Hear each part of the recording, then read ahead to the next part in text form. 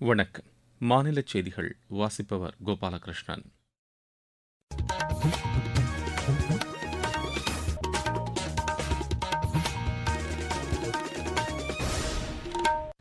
தலைப்புச் செய்திகள்.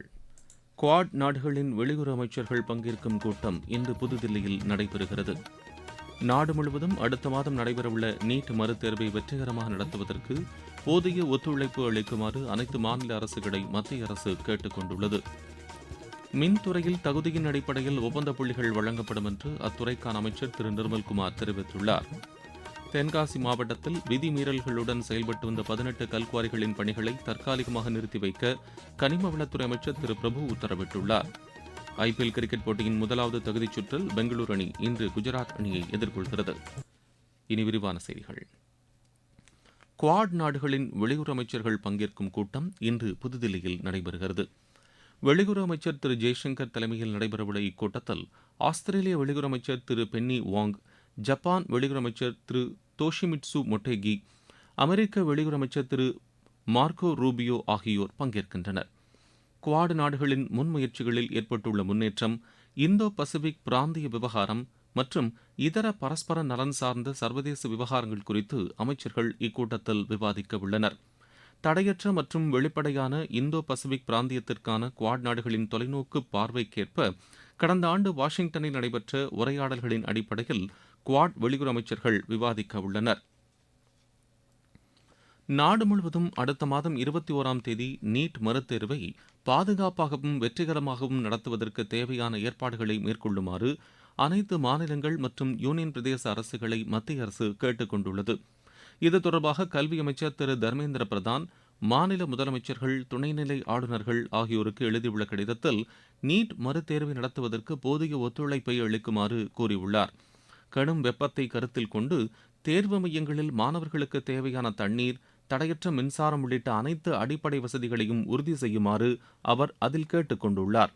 தேர்வு நாளன்று கூடுதல் போக்குவரத்து வசதிகளை ஏற்பாடு செய்யுமாறும் அவர் வலியுறுத்தியுள்ளார். நீட் மறுதேர்வை சுமூகமாகவும் வெளிப்படைத் தன்மையுடனும் நடத்துவதை உறுதி செய்ய அனைத்து மாநிலங்களும் முழு ஒத்துழைப்பு அளிக்கும் என்று தாம் நம்புவதாக திரு தர்மேந்திர பிரதான் அக்கடிதத்தில் குறிப்பிட்டுள்ளார். பத்ம விருதுகள் பெற்றவர்களுக்கு தகவல் ஒலிபரப்புத்துறை இணையமைச்சர் டாக்டர் எல் முருகன் வாழ்த்து தெரிவித்துள்ளார். இது தொடர்பாக சமூக வலைதளத்தில் பதிவிட்டுள்ள அவர், தமிழகத்தில் வானொலி ஒலிபரப்புத் துறையில் சிறப்பான பணியாற்றி மக்களுடன் நெருக்கமாக இணைந்து செயல்பட்ட விஞ்ஞானி டாக்டர் ஆர் ஸ்ரீதருக்கு பத்மஸ்ரீ விருது வழங்கப்பட்டது பெருமைக்குரியது என்று குறிப்பிட்டுள்ளார். பத்மஸ்ரீ விருது பெற்றுள்ள ஓய்வு பெற்ற IPS அதிகாரி திரு விஜயகுமார், தமிழ் பண் இசைக்கலைஞர் திரு என் சுவாமிநாதன் ஆகியோருக்கும் டாக்டர் எல் முருகன் வாழ்த்து தெரிவித்துள்ளார். தூத்துக்குடி மாவட்டம் விளாத்திகுளத்தில் 12ஆம் வகுப்பு மாணவியை பாலியல் வன்கொடுமை செய்து கொலை செய்த குற்றவாளிக்கு அளிக்கப்பட்டுள்ள தண்டனைக்கு தாம் வரவேற்பு தெரிவிப்பதாக முதலமைச்சர் திரு விஜய் கூறியுள்ளார். இதுகுறித்து சமூக வலைதளத்தில் பதிவிட்டுள்ள அவர், இவ்வழக்கு துரிதமாக விசாரிக்கப்பட்டு தர்மமுனீஸ்வரன் என்ற குற்றவாளிக்கு இரட்டை தூக்கு தண்டனை வழங்கப்பட்டுள்ளதை சுட்டிக்காட்டியுள்ளார். இக்கொடூர சம்பவம் நடைபெற்ற 3 மாதங்களுக்குள் மிக துரிதமாக நீதி வழங்கப்பட்டுள்ளது என்று அவர் தெரிவித்துள்ளார். பெண்கள் மற்றும் குழந்தைகள் பாதுகாப்பை உறுதி செய்யும் அரசின் நடவடிக்கைகளுக்கு உற்ற துணையாக வழங்கப்பட்டுள்ள இத்தீர்ப்பு வரவேற்கத்தக்கது என்று முதலமைச்சர் குறிப்பிட்டுள்ளார். மின்துறையில் தனிநபர்கள் அல்லது குறிப்பிட்ட நிறுவனத்திற்கு சாதகமாக ஒப்பந்த புள்ளி வழங்கும் முறை இனிமேல் தொடராது என்று அத்துறைக்கான அமைச்சர் திரு நிர்மல்குமார் தெரிவித்துள்ளார். மின் வாரியத்துடன் தொடர்புடைய ஒப்பந்ததாரர்கள், மின் உபகரண விநியோகஸ்தர்கள், கொள்முதல் செய்வோர் உள்ளிட்டோருடன் நேற்று அவர் ஆலோசனை மேற்கொண்டார். அனைத்து ஒப்பந்ததாரர்களுக்கும் தகுதியின் அடிப்படையில் ஒப்பந்த புள்ளிகள் வழங்கப்படும் என்று அவர் கூறினார். கடந்த காலங்களில் முறைகேடாக வழங்கப்பட்ட ஒப்பந்த புள்ளிகள் மறு ஆய்வு செய்யப்பட்டு புதிய வெளிப்படையான நடைமுறைகள் அறிமுகப்படுத்தப்படுவதாகவும் அவர் தெரிவித்தார். இடைத்தரகர்களுக்கு அனுமதி கிடையாது என்றும் முறைகேடுகள் தடுக்கப்படும் என்றும் அமைச்சர் கூறினார். அடுத்த ஓராண்டுக்குள் மின்துறையில் முழுமையான சீர்திருத்தங்கள் மேற்கொள்ளப்படும் என்று அமைச்சர் தெரிவித்ததாக மாநில அரசு வெளியிட்டுள்ள செய்திக்குறிப்பில் குறிப்பிடப்பட்டுள்ளது. நீங்கள் கேட்டுக்கொண்டிருப்பது மாநில செய்தி அறிக்கை. ஊரக வளர்ச்சிக்கான புதிய அத்தியாயம். வளர்ச்சியடைந்த இந்தியாவிற்கான ஊரக வேலைவாய்ப்பு உறுதி மற்றும் வாழ்வாதார சட்டம் ஜூலை மாதம் 1ஆம் தேதி முதல் செயல்பாட்டுக்கு வருகிறது. இந்த சட்டம் வருடத்திற்கு 125 நாட்கள் வேலையை உறுதி செய்கிறது. இதில் வாரந்தோறும் ஊதியம் வழங்கப்படுவது கட்டாயமாக்கப்பட்டுள்ளது. பணி முடிந்த 15 நாட்களுக்குள் ஊதியம் வழங்குவதை உறுதி செய்வதற்கான அம்சங்களும் இதில் இடம்பெற்றுள்ளன. ஊதியம் காலதாமதமாக வழங்கப்பட்டால் அதற்கான இழப்பீட்டுத் தொகைக்கும் இதில் வகை செய்யப்பட்டுள்ளது. வளர்ச்சியடைந்த இந்தியாவிற்கான பயணத்தில் மோடி அரசு தொடரும் சீர்திருத்த நடவடிக்கைகள்.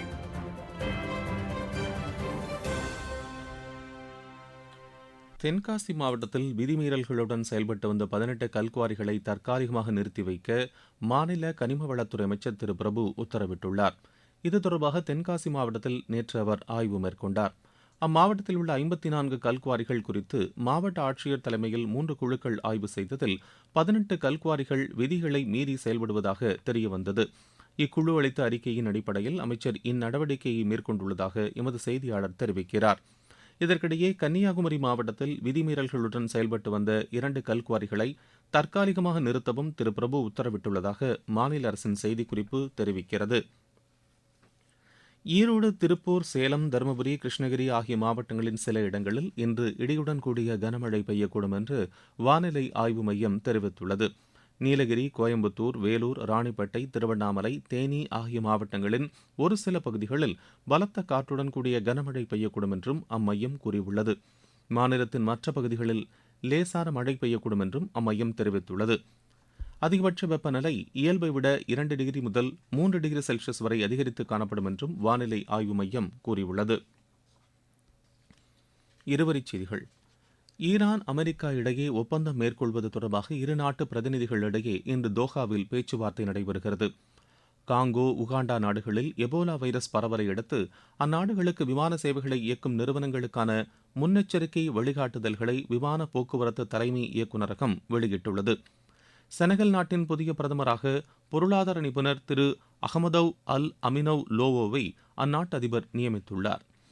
ஜம்மு காஷ்மீரின் குல்மர்க் பகுதியில் ரோப்காரில் கோளாறு ஏற்பட்டு சிக்கித் தவித்த 300க்கும் மேற்பட்ட சுற்றுலா பயணிகள் பாதுகாப்பாக மீட்கப்பட்டனர். ஆதி திராவிடர் மற்றும் பழங்குடியின மாணவர்கள் நீட், ஜேஇஇ போன்ற நுழைவுத் தேர்வுக்கான மாநில அரசு நடத்தும் பயிற்சி வகுப்புகளில் சேருமாறு அத்துறை கேட்டுக் கொண்டுள்ளது. காஞ்சிபுரம் மாவட்டம் குன்றத்தூர் வட்டார வளர்ச்சி அலுவலகத்தில் வளர்ச்சிப் பணிகளின் முன்னேற்றம் குறித்து அமைச்சர்கள் திரு ஆனந்த், திரு தென்னரசு ஆகியோர் ஆய்வு மேற்கொண்டனர். நாமக்கல் மாவட்டம் ராசிபுரத்தில் நேற்று முன்தினம் பெய்த கனமழை காரணமாக சுவர் இடிந்து விழுந்த ஒருவரின் குடும்பத்தாருக்கு அமைச்சர் திரு லோகேஷ் தமிழ்ச்செல்வன் அரசு சார்பில் நிவாரண உதவி வழங்கினார். திருவள்ளூர் மாவட்டத்தில் பொதுமக்களிடமிருந்து பெறப்பட்ட 380 கோரிக்கை மனுக்கள் மீது உரிய நடவடிக்கை மேற்கொண்டு தீர்வு காணுமாறு ஆட்சியர் திரு பிரதாப் அலுவலர்களுக்கு உத்தரவிட்டுள்ளார். மணலியில் தனியாருக்கு சொந்தமான எண்ணெய் கிடங்கில் பரவிய தீயை அணைக்கும் பணியில் ஈடுபட்ட 2 தீயணைப்பு வீரர்கள் காயமடைந்து சிகிச்சைக்காக மருத்துவமனையில் அனுமதிக்கப்பட்டுள்ளனர். விழுப்புரம் மாவட்டம் விழுதாவூரில் இளைஞர் ஒருவரை கொலை செய்த 3 பேரை காவல்துறையினர் கைது செய்தனர்.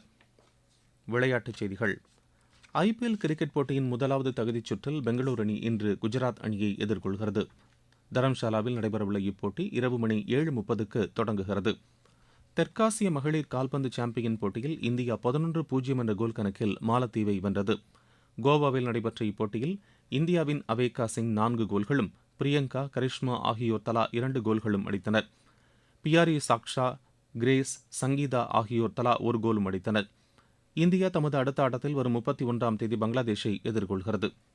இத்தாலியில் நடைபெற்று வரும் சர்வதேச டென்னிஸ் போட்டியில் இந்தியாவின் மனஸ் தாம்னே காலிறுதிக்கு முந்தைய சுற்றுக்கு முன்னேறியுள்ளார். ஆடவர் ஒற்றையர் பிரிவு முதல் சுற்றில் அவர் 4-6, 7-5, 6-3 என்ற செட் கணக்கில் போர்ச்சுகலின் ஃபெரேரியா சில்வாவை வென்றார். சிங்கப்பூர் ஓபன் பேட்மிண்டன் போட்டி இன்று தொடங்குகிறது. மீண்டும் தலைப்புச் செய்திகள். குவாட் நாடுகளின் வெளியுறவு அமைச்சர்கள் பங்கேற்கும் கூட்டம் இன்று புதுதில்லியில் நடைபெறுகிறது. நாடு முழுவதும் அடுத்த மாதம் நடைபெறவுள்ள நீட் மறுதேர்வை வெற்றிகரமாக நடத்துவதற்கு போதிய ஒத்துழைப்பு அளிக்குமாறு அனைத்து மாநில அரசுகளை மத்திய அரசு கேட்டுக் கொண்டுள்ளது. மின்துறையில் தகுதியின் அடிப்படையில் ஒப்பந்த புள்ளிகள் வழங்கப்படும் என்று அத்துறைக்கான அமைச்சர் திரு நிர்மல்குமார் தெரிவித்துள்ளார். தென்காசி மாவட்டத்தில் விதிமீறல்களுடன் செயல்பட்டு வந்த 18 கல்குவாரிகளின் பணிகளை தற்காலிகமாக நிறுத்தி வைக்க கனிம வளத்துறை அமைச்சர் திரு பிரபு உத்தரவிட்டுள்ளார். ஐபிஎல் கிரிக்கெட் போட்டியின் முதலாவது தகுதிச் சுற்றில் பெங்களூரு அணி இன்று குஜராத் அணியை எதிர்கொள்கிறது. இத்துடன் இந்த செய்தி அறிக்கை நிறைவு பெறுகிறது. எமது செய்திகளை சமூக வலைதள பக்கங்களில் ஏர் நியூஸ் சென்னை என்ற முகவரியிலும், ஆர் நியூஸ் சென்னை என்ற யூடியூப் சேனலிலும் உடனுக்குடன் அறிந்து கொள்ளலாம்.